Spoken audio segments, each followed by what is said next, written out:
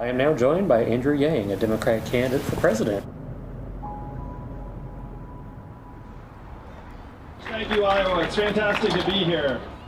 People think we're crazy. I will say that. Hello, Detroit. The main problem we're trying to solve is how do you get a no-name young Asian man with no political experience, with no money, how do you get that person elected president of the United States? Oh, shit. Sorry. All right, we're winging it. A man named Andrew Yang is speaking. He wants to give every American adult $1,000. He's running for president. I'm running for president. Oh, running for president? How you doing, sir? Yeah. What is president for Charleston? President of the United States of America. Oh, you're the one running. God, I am really slow. We automated away 4 million manufacturing jobs. There's a direct correlation between the adoption of industrial robots in a voting district and the movement towards Trump. You need to nail the automation statistics because your way of telling it is too confusing. Are we so far gone and backwards that we cannot even acknowledge the elephant in the room that is tearing our communities apart and our economy apart? I was in these rooms and I was like, oh my God, we're fucked. Perfect. You get one more fuck and that's it. Yeah, right. I'm not running for president because I fantasized about ever being president. I'm running for president because I'm an American and I'm a parent and I can see the country we will leave to our children, and it is not something that I'm willing to accept.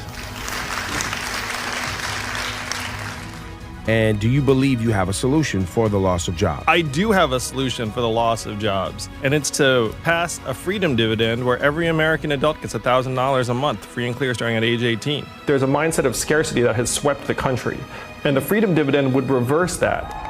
It's not money for nothing. You're an owner and shareholder of the richest country in the history of the world. This is capitalism where income doesn't start at zero.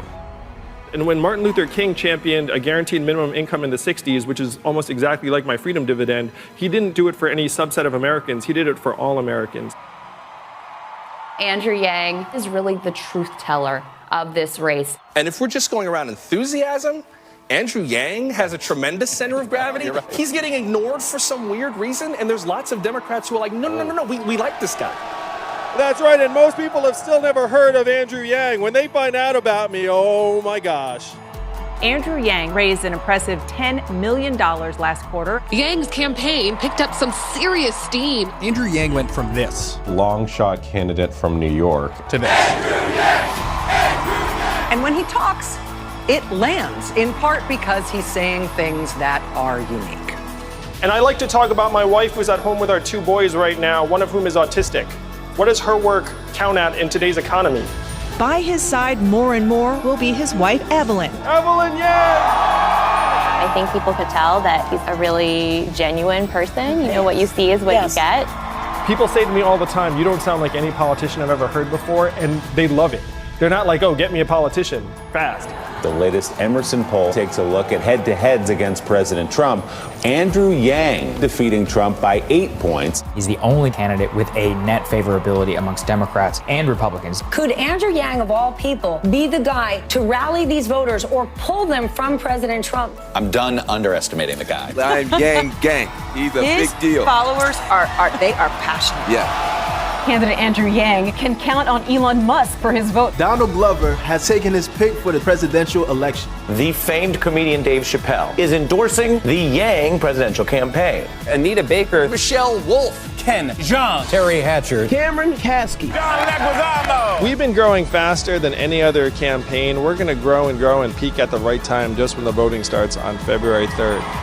We're tired of the infighting, the nonsense, the solutions that will not touch our lives. We're gonna let the country know that it's not left, it's not right, it's forward!